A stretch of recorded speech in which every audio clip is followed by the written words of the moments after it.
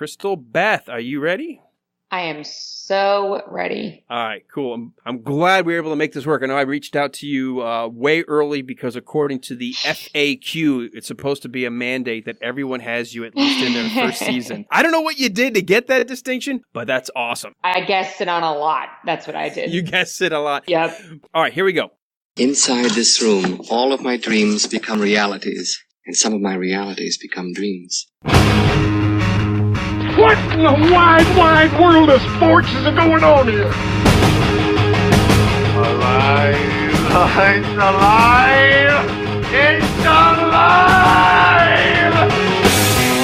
You are listening to The Wilder Ride, getting wilder by the minute. Here are your hosts, Alan Sanders and Walt Murray. Welcome back, everyone, to The Wilder Ride, getting wilder by the minute, a podcast where we are breaking down and celebrating the Gene Wilder film Young Frankenstein. One call for sponge cake and a little wine and a trip to the lumberyard. Easy for you to say. 1 minute at a time.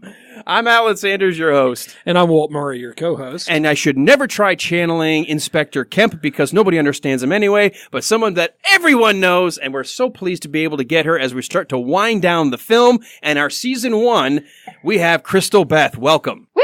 Yay! I'm so happy to be here. I'm so glad I made it. I was so scared. It was awesome. I know you had a lot going on when we first started to talk about who we were going to bring on as guests and what's going to happen. And you were in the middle of a move and you're like, well, I can't necessarily commit and maybe it's better to go to someone else. I'm like, but the FAQ said I'm supposed to. And then it's like I felt pressure. And then I was like, oh, and then all of a sudden Dave yesterday goes, hey, why don't you just see if maybe Crystal can do it for you? Just a couple episodes. I'm like, oh yeah, let's go back and try. So I'm glad you can do it. I know, me too. This is a good thing. You got me to watch a movie I've been wanting to watch for a really long time. So I always appreciate a Movies by Minute that gets me to actually do something that I don't ever think I have time to. So then let me ask you that question before I set the stage for the audience. Had you never seen Young Frankenstein, or has it been just a long time? I had never seen it. I also had no idea what it was about.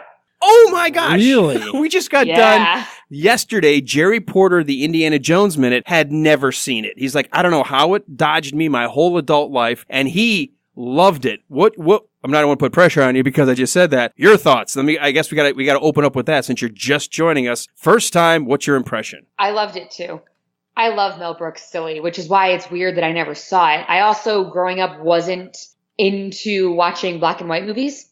It was just hard for me to keep my attention on them. And since, growing up, I have much more respect for them and I'm going to film school. But I was watching this and I was like, man, this would have been right up my alley if I'd watched it when I was younger. And it still is. But man, just because comedy's changed over the years, that movie, Young Frankenstein, is what my comedy was when I was a child, which is like a little slapsticky, really funny on wordplay. Like the Walk This Way killed me. I died. I could not stop laughing. That's awesome because I don't know if you know this story, and for our listeners who have been keeping up episode by episode, when Steven Tyler of Aerosmith went to go see this movie, he actually was inspired to write Walk This Way as a result of that joke. Shut up. Nope. That's awesome. Yeah. I mean, it's amazing the influence, the vernacular, the lines that we will recognize, or that it's just, Walt, you and I were saying this before. If you hear somebody utter a line from Young Frankenstein, you feel like, oh my gosh, it's just a brother from another family. Yeah, absolutely. Well, and this for me, I watched this movie when I was real young, probably younger than I should have been. So it's been one that's been with me forever. But I agree with you. It was really my kind of humor because you do have the slapstick, but you've got the smart humor, you've got the sarcasm, you've got we got visual gags wits, too. You got visual gags, you got a big monster. You've got this movie has everything, right? And plus, it's a really good movie. Yeah, and it's got Inga. We're coming from the male perspective. Yeah.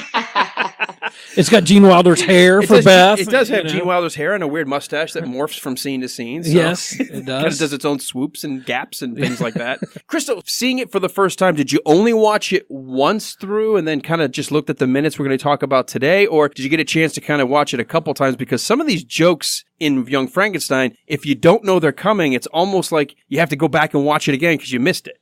Well, what's nice is that when I'm watching a movie on my computer with my headphones on, I don't really miss many jokes because I'm in such a close area with it. So, I don't watch. It takes a lot for a movie to make me laugh out loud.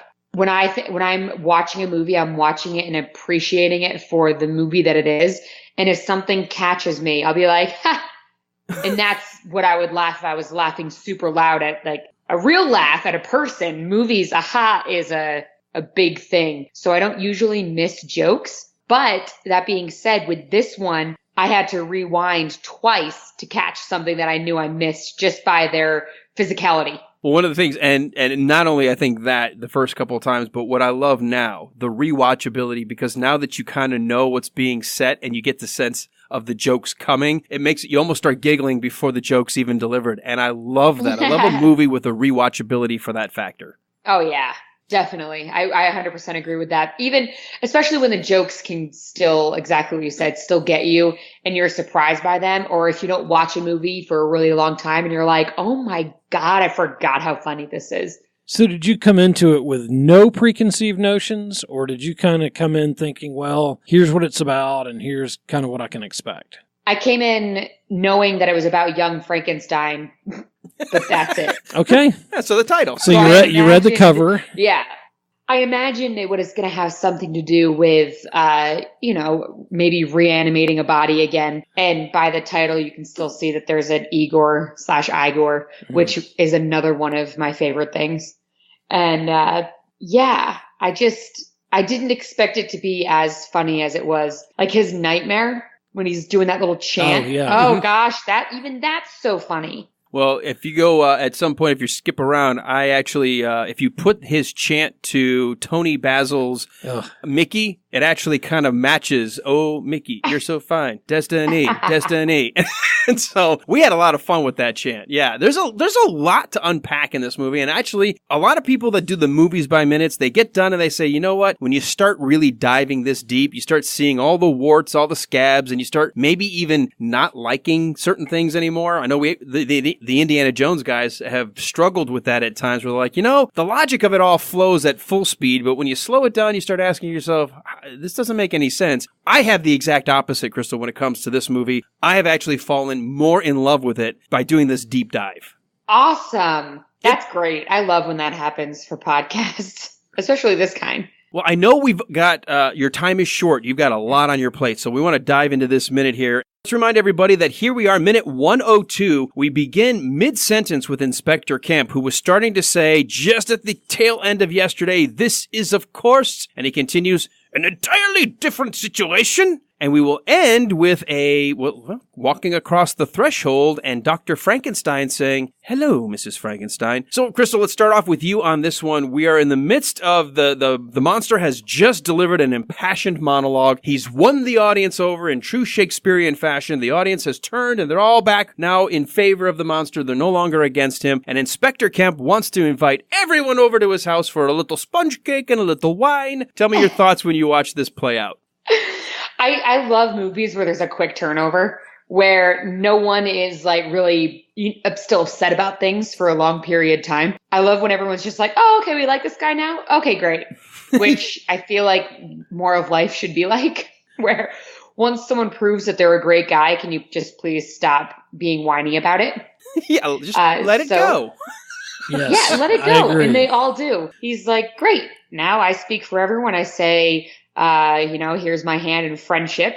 As the leader of this community, may I be the first to offer you my hand in friendship.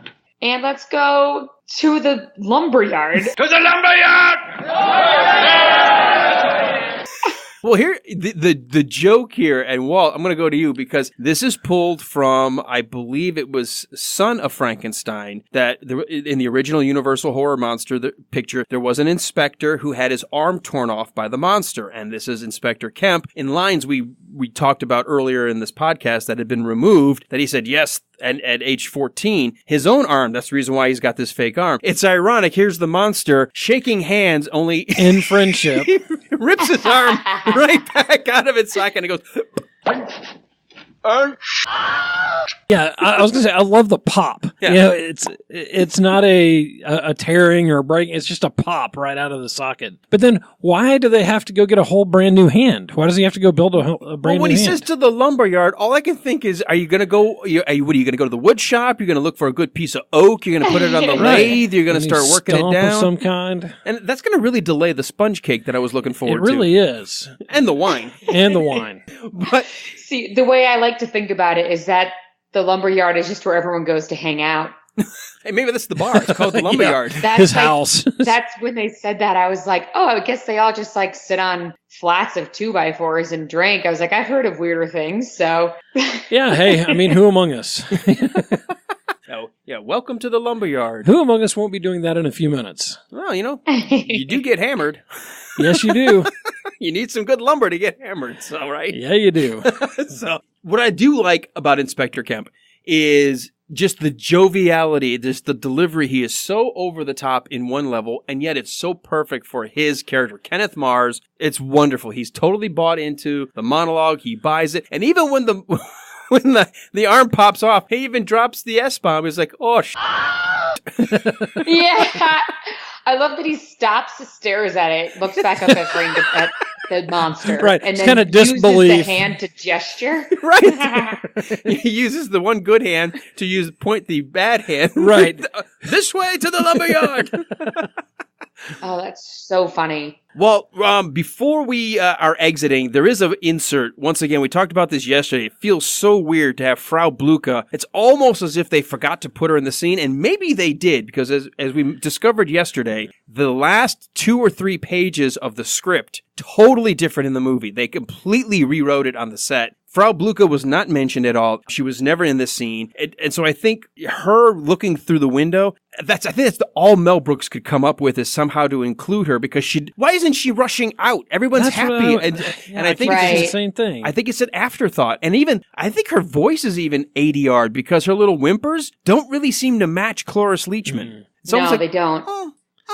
No, it really, we mentioned this in the last minute, but it is the most awkward part of this scene, which there aren't really any other awkward things about the scene. no, there's nothing awkward in Young Frankenstein. No, But nothing. In terms of pulling you out of the moment, it It feels does. weird. It is. It's very distracting. And I get why you need it, because she should be involved in this. I mean, this is a heroic moment. This is literally the climax coming to the conclusion, right? I mean, we've got the denouement coming, but the monster isn't going to be killed. He is going to turn the tide. Everyone now is on his side. Now here's the happy ending. This is where in Shakespeare, had this been the tragedy, everyone's starting to die. It's the exact opposite. Everyone gets to live. And so in this Right. case, it's Well, the happy moment. And for her, this is the culmination of decades of wanting this moment to happen. Right. I mean, this is what she wanted from the very beginning, when she realized that Freddy looked so much like Victor that we talked about this before. She led him kind of secretively to the lab because she was hoping he would continue her boyfriend's work. Yeah.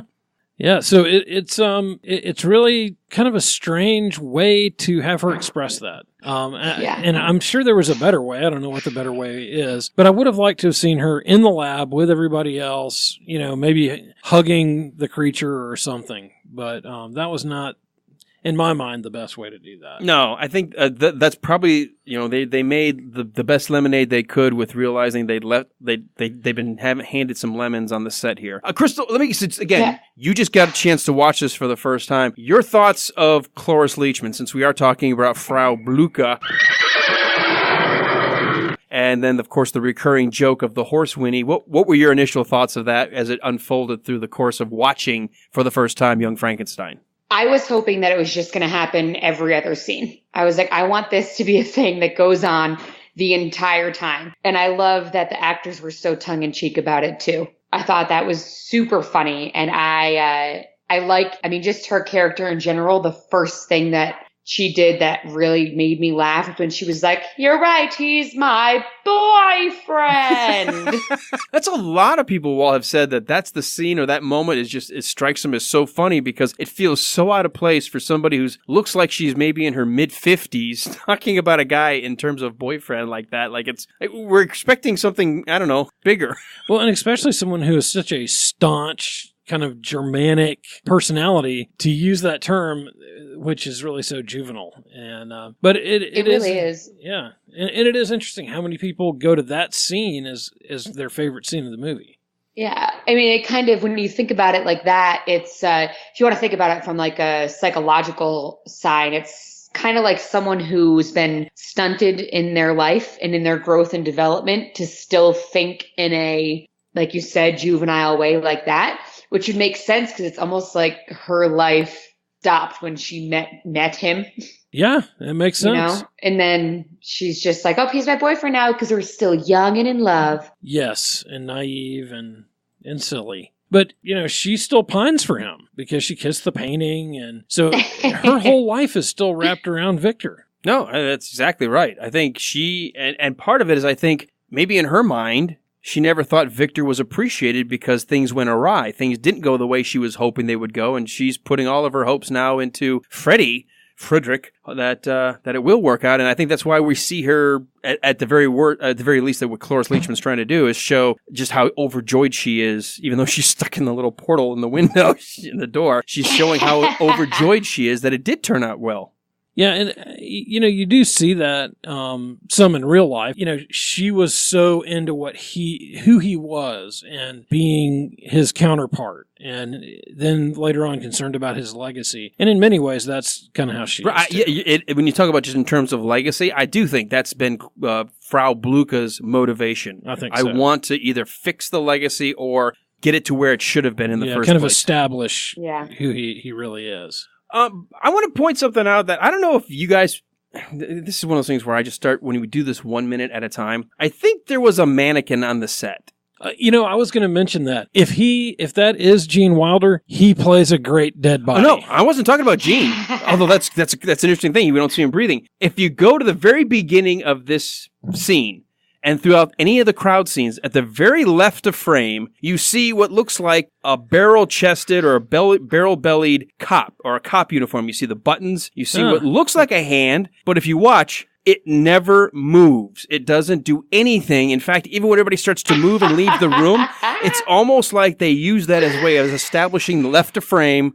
They just said, just dress up a dummy and stick it off to the left of frame. It's leaning way back, so the head is completely... If this person was really there, he's like arcing his head all the way back to get it out of the frame. And if you watch, the whole time Inspector Kemp, there's people moving behind him, but at the left of frame, it never moves. And I swear a couple times it almost looks like it jiggles a little, like it's on the stand when people are moving. So I think we've got a scarecrow alert or some kind of a mannequin alert in this shot. Yeah, I'm going to 100% agree with you on that. No one's pelvis and chest can stick that far out and be that like the way the buttons are, and then how the waistband. And he also doesn't move or leave with everyone. No, it doesn't even move a hand. It doesn't even notice that. Twist or anything. For some reason, when I was watching it and taking notes, I said, does that cop ever move? And I was like, that cop never moves. And then all of a sudden, all I can do is stare at just that little side of frame the whole time I'm watching it. But yeah, I do think we have a mannequin on set. And you never would have noticed that. This is what I love about Movies by Minutes, is this, and being there for when people realize it. Because, guesting, I don't get to see all of the best, realizations and just all of the good fun stuff like that. But when I can be in a minute where someone's like, oh my gosh, I never noticed this, it's the best. Yeah, OMG. Yeah, I do think Gene does a really good job of being there in the scene. I'm pretty... that is him. He just does a really good job of just not breathing. He does not move. I don't see his chest move at all. Let's talk about this very quickly because I know we got to be, again, I'm watching the clock because I know Crystal's got a lot on her plate. They all go to the body, and I love this callback to when the monster was first, I don't know, the reanimation process, and he lowers him down and he keeps listening to the chest to hope to hear a heartbeat. And I like it because it gives us a moment of drama before we cut to this next, insert or next shot, is all three of them lean down. And for a brief moment, you're wondering, did he really sacrifice himself? I mean, what did you think, Crystal, the very first time before we get to the wedding humming in the hallway and we realize it is actually a happy ending? Did you think that Dr. Frankenstein may have given his own life for the creature? Yes, I did. 100%. Yeah, I did too. There's no No doubt about it. As soon as I saw Frankenstein get up with the brain, I was like, oh no. So I didn't think that he sacrificed himself. I didn't think he was dead, but I thought that he would get the abnormal brain. Oh, you thought they'd have an actual true switch. That's what I was thought thinking it was like too. a switch, and then he was going to lose all of his, medical student stuff. That's a lot of money. Yeah, a lot of education right there to lose. All of that wrapped up and gone. Yeah. Plus, he'd be Abby Normal. Now he's the Abby Normal one. Which is another one of the best jokes ever. We do get the merry melodies. The little pinhole comes down and then opens back up. And suddenly we have a quick... basically the start of a honeymoon. He's carrying the bride across the threshold. He decided to put on the same tops and tails that he did Putting on the Ritz with. So it's the same costume, saves a little bit of money on the costuming budget. And she gets to wear the wedding dress. But I did not see that coming. I did not see that they were going to show them actually getting married. Yeah. It's great though. I love it. I mean, I think in terms of when I look at the script compared to what the script did and this, we don't ever see him carrying her across the threshold. You just get the sense that they're together now, but we don't ever get to see this moment that the husband and wife coming home after the wedding. And to me, it's a nice added touch because it's not in the script. Yeah, and it also is kind of a satisfying finish for them because she has pined for him the entire time. You say satisfying. Keep that in mind for the end of the week. Yeah, well, yes, it is. That could be sweet mystery of life again. This is true. And for him, he had such a lousy relationship with Elizabeth. I think we're all kind of cheering for him as the hero to end up with the right person. Yeah, I think we all realized from the very beginning that he and Elizabeth were never meant for each other, and for some reason, like most men, never caught the clue that he was chasing the wrong. He was chasing the wrong girl. No. And Terry Garr as Inga, I think played her part so well because she never came across as I'm doing this for some gain, I'm doing this for some ulterior motive. I think she truly cares about him. I think she truly was into his work, the infectious nature of him being this brilliant scientist. And then when he was on stage and she was clapping for the performance until it started to go awry and she cared about him. I loved seeing this relationship actually blossom into the two people that were meant to be together. She is his Frau Bluka. No, go ahead. Go ahead, your turn. No, I'm sorry. Yeah, I didn't mean to step on you. But I was just saying that she is his Frau Bluka. She cares about him. She focuses on him. She cares about his legacy. She cares about what's important to him. And it is. It's a much better ending for him. Yeah, and it wasn't a big thing for me with this is that it wasn't forced. This movie could have ended with him not marrying her and their relationship still would have meant as much to me as it did, where she was just there for him. She was sweet. The movie didn't revolve around whether they will they or won't they. And then at the end, it was just like, of course they would. Of course they want to be together. They went through a lot and he was sweet to her and she was sweet to him. And it's sweet without being too shoved in your face, because that's one thing that I don't really like about older movies where it's like, all right, relax. I get it. Just have faith that I'm going to enjoy the fact that they're in love and don't push it on me. Right. What I do want to go to one line in the script that I think establishes something that I wish they had in some way, but I understand why they had to leave it out. But I thought it was funny because what's supposed to happen is it's supposed to be your typical couple getting ready for bed. You just assume they're together. We don't get to see the wedding. But Inga says to Freddie, hey, did you have a nice day today? And Freddie says, oh, just the usual. Sore throats, a few colds, 2 bladder transplants, and someone who thought he was a werewolf. So he's obviously set up shop in Transylvania. Awesome. So he's taking care of the locals, putting up a shingle down in Transylvania. Makes sense. Hey, well, he's got the skill set to be there. I mean, and what is the list again? The usual: sore throats, a few colds, 2 bladder transplants, and one who thought he was a werewolf. Okay. So it kind of ties him into the Universal monster. Yeah. It just makes... We've talked about all the weird shops and places of business in Transylvania. It makes sense. You'd have to have a doctor to treat all these different monsters and creatures running around. So absolutely. All right, well... I love just because you mentioned there, the little joke that I thought was so great at the beginning was werewolf. Their wolf, their house. Why are you talking like that? I thought you wanted to. It's just like suit yourself. Best ever. It's awesome. Yeah, it's because you're hearing two conversations that seem to be going together, but they're both having separate ones, and you get sort of that recurring joke with "elevate me" later during the procedure. Yes. All right, I'm going to need you to elevate me. Oh, here, doctor. Right well, here. yes, of course. It's great. I love it so much. I know we've got to get you've got a D&D party to get to, and we've got some things to get to. Can we get you back tomorrow to talk one more minute? Please. All right, so let's do this very quickly. Was there anything else in this minute 102 in your notes that we did not get to? We got everything for me. Well, the arm part was the most important to me. So yeah, the arm was awesome. Yeah. The one thing we didn't talk about was Igor, or I guess Igor now, depending on whether you're reading the script or not. When the decision is made that we're now all friends, he is totally off the chain. Oh, yeah. He is clapping and jumping around, and he could not be happier. Yeah, when everybody else is clapping like just your typical cheers, he's cheering like a 4-year-old kid. Right. Yeah. You have kind of everybody with the golf claps and him at the Van Halen concert. We said he's like the family that's dog. what we love most about him. Yeah, that is what we love about him. He's fantastic. Well, Crystal Beth joining us here on the Wilder Ride. She's going to come back tomorrow. But before we let you go today, Crystal, where can people go to hear more about you and learn a little bit more about you? I know you're a gamer at heart, so there's stuff you do there as well as podcasting. Yeah, so I have a video game podcast called Unlimited Lives Radio, and that you can listen to on iTunes. We record with a couple other comedians from New York City, and I also, social media. I'm the Crystal Beth, and if you want to listen to me speak about movies, if you go to moviesbyminutes.com, I've been on most of those shows because I like talking about movies and letting other people do the hard work. And and then I think I said I'm the Crystal Beth on social media. So, yeah. You can say it twice. Follow me. You can say it twice because you're twice as more important than we are here. That's right. No, that is a lie. No, not according to the FAQ. I was very specific. Well, we'll put up a poll. We'll put up a poll. Who's more? No, she's going to win that poll. That'll be I'm voting 100%. for Crystal Beth. Well, where can people learn a little bit more about our Wilder Ride? Well, what you want to do is go to facebook.com/The Wilder Ride.